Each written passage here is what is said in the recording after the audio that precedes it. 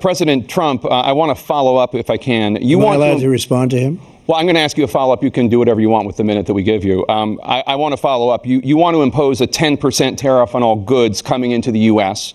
How will you ensure that that doesn't drive prices even higher? It's not going to drive them higher. It's just going to cost countries that have been ripping us off for years, like China and many others, in all fairness to China.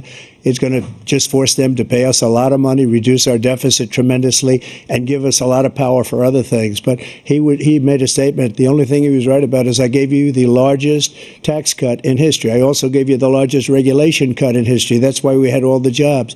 And the jobs went down, and then they bounced back, and he's taking credit for bounce back jobs. You can't do that. He also said he inherited 9% inflation. No, he inherited almost no inflation, and it stayed that way for 14 months.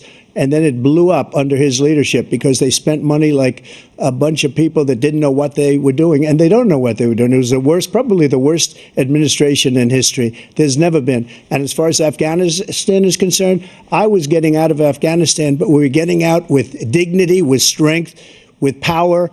He got out. It was the most embarrassing day in the history of our country's life.